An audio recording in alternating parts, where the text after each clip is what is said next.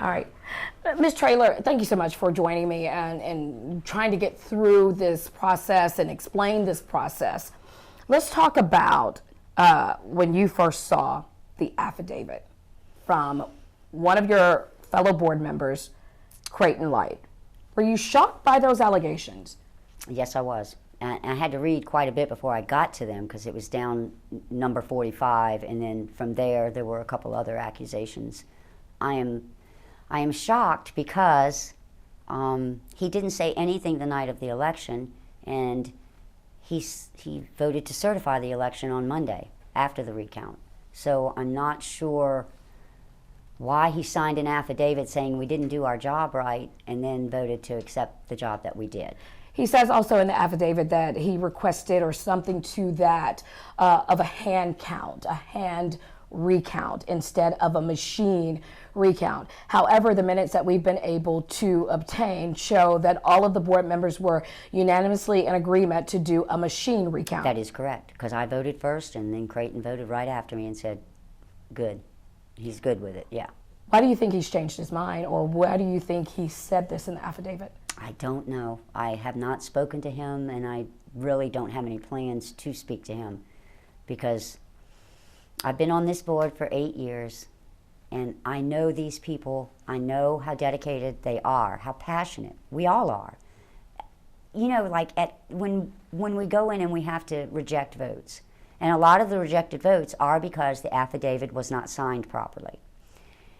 It hurts to reject a vote because they didn't follow instructions. But that's what we have to do. And we have to send them little blue cards telling them their vote was rejected, why it was rejected, and then we all sign the form that is sent to the voter. And they'll say, who's this Brenda B. Traylor that rejected my vote? Well, I rejected it because you didn't have a witness on your affidavit. Do they get a chance to cure that? Not if it's absentee, because we don't open it until the day of the election. There are some occasions when things can be cured, but somebody else would have to address that because that's not part of the process that I take part in. So when they drop off the absentee or it's mailed in and it's done before that Saturday, you can't tell right then whether it's been signed on the flap? You should be able to. So they can't call them right then? Yes, and that's probably what they do. And in those cases, thank you, because in those cases, then the voter can come back in, sign, get a witness, and it can be a witness, it can be your mailman, it could be the person at the meat counter where you shop. A witness doesn't have to be even somebody you know, just somebody that witnessed that you did this ballot and this is you. John Nicholson has allegations in this lawsuit that says that his attorneys found dozens and dozens of flaps that were not signed or not witnessed. Did you see any of that? I did not see dozens and dozens. I didn't see none of the flaps that I did with the partner from the Nicholson campaign. None of them were not signed. They might have been signed in the wrong spot, but they were still signed. There were questions about if a ballot is brought in and it's hand delivered, then whoever takes it puts an HD in pencil on the ballot so that we know this was a hand delivered ballot. This was not done through the mail or anything. They didn't like that, but that's a process. There were lots of things that the lawyer. One particular thing that I heard the tall lawyer say, I don't know his name.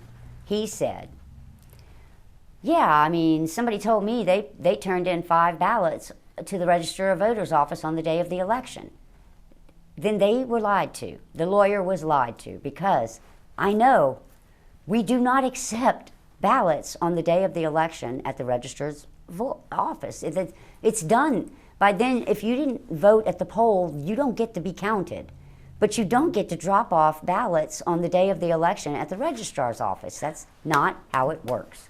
Why do you think he said that? Do you think he's trying to throw out things to make it stick? I think they want another election, and they're trying to stain this one to the point that the voters will be okay with having a special election because one person can't accept that they lost by 1 vote. Do you think that this is going into a special election? I really, at this point, do not know. I'll know more after I participate in what's going to happen tomorrow at the courthouse. You said this really hurts you and the board of registrar, or the voters of registrar, because they work hard. They do work hard, and they're not just attacking, they're attacking the whole process, including the voters. And I, as what they call a chronic voter, I believe in the process, and I believe more people should vote, and if more people voted, these things wouldn't happen. And so that, I'd like to see that change. Instead of 28%, could we have 78% maybe? Wouldn't that be lovely? A lot of people say that one vote means something happened, that they just can't accept the one vote. They said, how can you have an election? Here's what happened, Dominique. One more person showed up to vote for Sheriff Whitehorn than showed up to vote for candidate Nicholson. That's a sad statement for both campaigns. But that is how it happened, and to have counted it twice and have it turn out the same way twice, regardless of the numbers, the votes were the same. Whitehorn won by one vote. And Mr. Creighton sat right at that table with us as I asked for a motion and a seconded to certify the election. He didn't say anything. He agreed. The board voted unanimously to certify the election. Well, on Monday? On Monday. So he certified on Monday, and Absolutely. then all of this comes out. And then I find out that he had signed an affidavit the day before we met. Do you think he's being pressured by the Republican Party? I would assume so. There's a lot of pressure right now being put out there. It's been put on us. It's been put on the clerk's office. It's been put on the registrar's office. There is a group of people that belong to a political PAC that want to tear down the election system that we have and rebuild it in their image, which would be bringing us back to paper ballots. There are machines available that can give them the paper trail that they want, but also have that comfort of knowing it's being tallied by a computer and not a person. And the clerks of 64 parishes in this state have asked for new voting machines. The 2005 are obsolete, and they have been, and we're the only state that still uses them. It is the legislature's job to budget for these things, and they chose not to. The very people that just ran for election and won their election, and they're happy about it, will not defend the very process that gave them their election.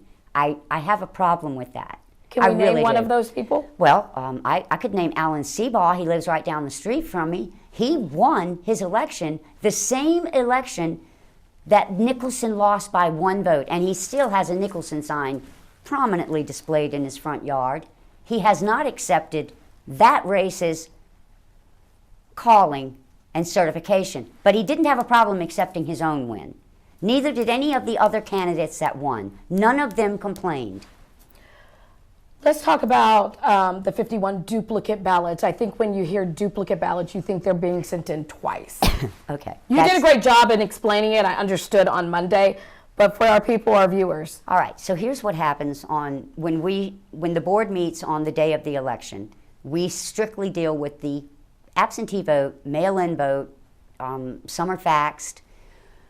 Faxes cannot go through the scanner. So we will be presented with those ballots, and they will be numbered. And we will do an exact duplicate ballot from the same precinct and everything. And then I read off the ballot, the choices, and another board member copied them down on the duplicate. And I mark mine original, she marks hers duplicate. We still have both. And we do that for all of them. And that's it. And then we keep a tally. The duplicated votes go into an envelope and they are sealed. Those are the ones that went through the optical scanner? No, the ones that go to are the duplicates. Right. The ones that we duplicated Right. are then turned over to the scanner. Right. We usually do it at the end of the evening in case there's any other duplications that we have to make. Because sometimes the scanners, when scanning, some people are really hard on these ballots, and if they have a little tear, anything that stops the scanner from being able to read it, the scanner's going to push it out and not count it. Those will then be brought to us. We will examine them. We will say, okay, this is a damaged ballot. We'll find the same ballot type, and we do the same exact thing. Those ballots are then run through the scanner, and they work, and then they are counted. But we're not duplicating votes. We're simply making sure that these votes get counted because of no error by the voter. Can you explain, after you did that, there were some that came out and you said assessor, you know, and then sheriff, and you called them out, and then you passed it along. What Right. was that? You talking about the ballots that we passed? Yeah. That was just so that everybody on the board got an opportunity to, because if I were a nefarious person, I could say anybody's name, but if I do, there's going to be 3 other people that are going to say, that ain't right. That's the process. That's why it works. Our process is not broken. Louisiana was rated pretty high up on the election scale when it came to running good elections. I took great pride in that. We beat out Florida, for crying out loud. And I mean, it's rare for Louisiana to be on top of a good list, but we were. So I will not allow a political PAC or even a political party tear down the process that has been in place and works. Give us some new voting machines with a paper trail. We've got nothing to hide. Explain the machine or the computer that you were sitting at and everybody was looking over your shoulder. The adjudication computer. Yes, Okay. and what were those ballots? So this is like a ballot where there were extra marks on the ballot. Maybe one case, which one of the lawyers was very interested in, there were little like scratch out markings next to each name. And he goes, well, what's that about? And I said, well, maybe they wrote down the number of the candidate so that they would make sure they voted for the right one and then scratched out the number because it wasn't pertinent. We don't know everything they think. Our job is to see who did they vote for to the best of our ability. Was that one thrown out? Why would it be thrown out? Because you couldn't tell if they just scratched out. No, we knew that the numbers were scratched out, Okay. but the ovals were still filled out properly. Okay. So why would I toss out a ballot just because somebody wrote and then scratched out? Now, the one that we did throw out was the one where she literally signed her whole name and said, you know, I'm changing my vote, here's my signature. If she had just put her initials, we would have counted it. We wouldn't have known who she was. But because she wrote her whole name, I didn't know who she was, but she told me who she was. And we had to throw it out. Now that's unfortunate. Do you know what who they voted for? No, I didn't even look because when we throw them out, they don't matter anymore, unfortunately, except if there's a mistake where we have sent them a card. Those, I believe, all the ballots are saved. We don't really throw anything away until the election has been gone through the process. This one, nothing will be thrown away for a long time, I'm sure. Talk about how the board, you know, you are attached to political parties, but you said making decisions should be nonpartisan. Right. Or, okay, tell me We about did that. not, so we're in that room for hours and hours. We do not discuss the candidates or the races or where we stand on any of them. We strictly look at the ballots and do our job. And then we talk about what we're having for supper or, you know, light stuff. It is open to the public, but if you come in, you can't leave and you have to give up your cell phone. And we, the people, did come and witness a few of our elections. And that is why in my story, in the introduction, that is why I was very specific about the scanners and the computers not having any service outside of this room. Because the night they watched us, at the end of the evening, I said, Miss O'Brock, do you feel better now that you've witnessed how it's done? She goes, oh, honey, it's not you. See that orange cable there? That's the internet. And that means everything y'all do goes up into the clouds and anybody can just change things willy-nilly. And I took a breath and I said, but that's not the internet. It's the internet and it's connected straight to the Secretary of State's office. It goes nowhere else. One computer goes straight to the Secretary of State's office computer, and that's all it does. It doesn't go anywhere else because they are connected for that reason, so that it doesn't go in. She didn't believe me, so Kevin, The Secretary of State guy tried to explain it to her.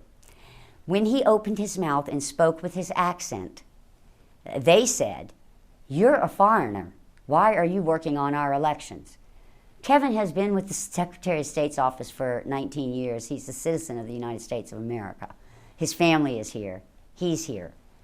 And he doesn't have anything in the game. His job is just to make sure we don't mess up. He's the one that makes sure all the numbers are right, that they match, and that we didn't mess up. That's his job.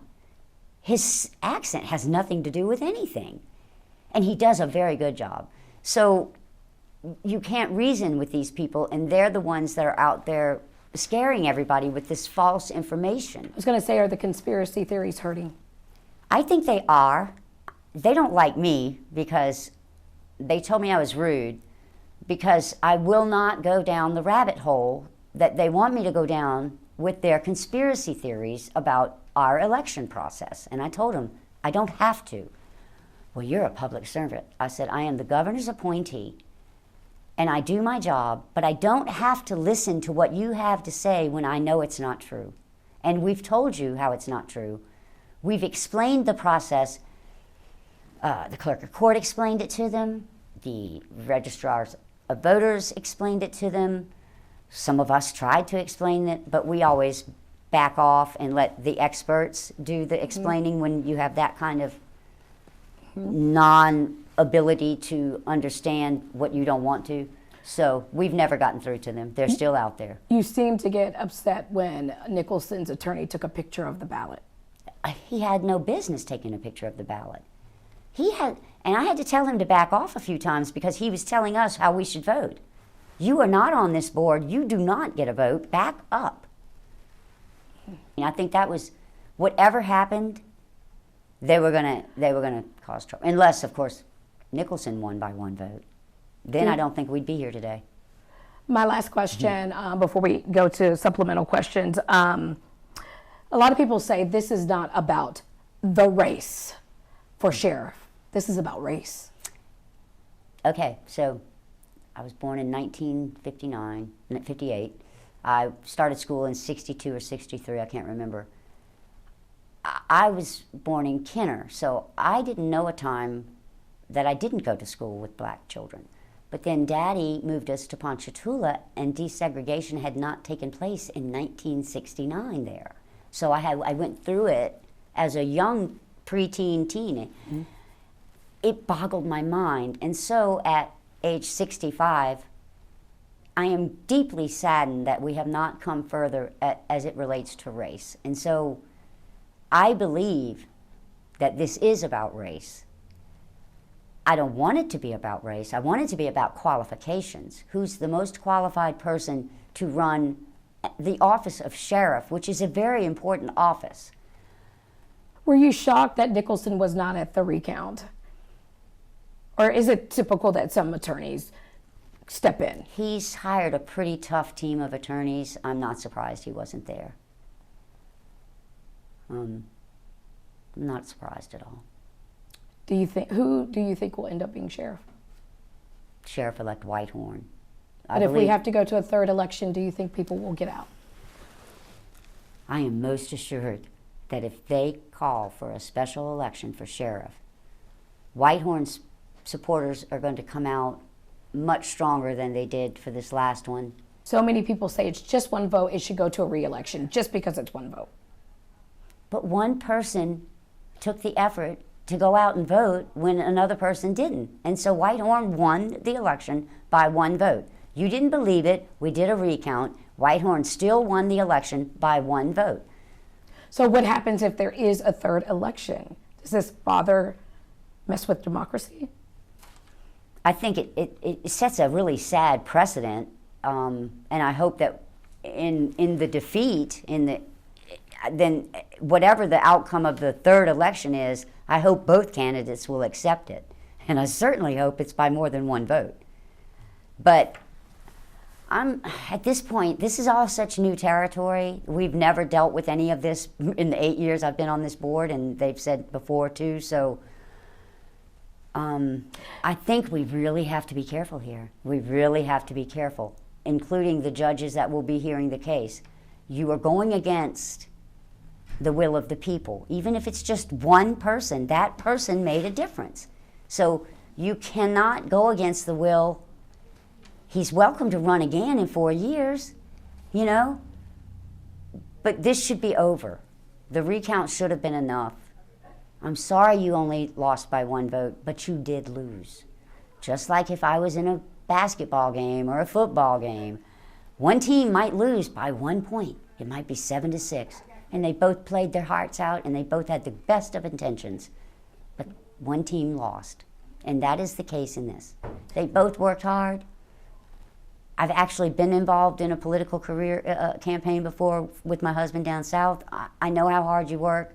I know how heartbreaking it is to lose. But you have to accept it. And then move on. And if you want it, run for it again in 4 years. Right? I mean, that's the system. The system works. Is the Nicholson campaign and lawyers, are they doing anything illegal on what they're doing? And when you answer that, I'm just. I would say what they're doing is putting out misinformation to bolster their want and desire for another election. I don't think they deserve another election. I don't think the taxpayers should have to pay for another election. But that's not for me to decide. The fantastic thing about the Caddo Parish Board of Election Supervisors is we do not allow that bias to interfere with the job that we are doing, which is counting absentee votes, making duplicate votes, and sometimes having to throw votes out. We don't base it on, half the time we're not even looking at the candidate's name, we're looking at whatever it is we're supposed to be looking at. We've not had a problem until this election. We have not had a problem, and I don't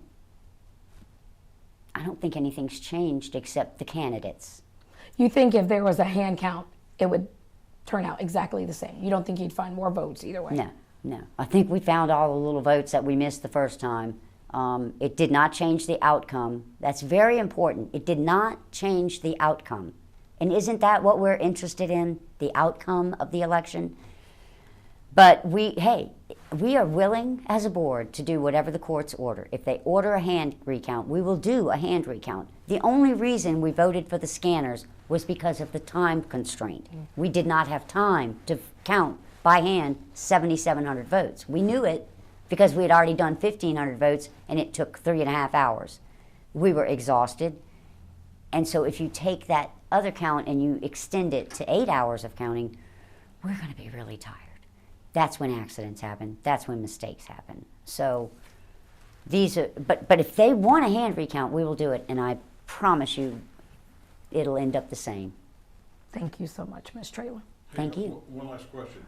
I've been here 42 years at KSLA. I've never heard of a parish-wide vote be determined by one vote. Have you, in your 8 years, have you? No, never. But that doesn't mean it doesn't happen, because we're proof that it does.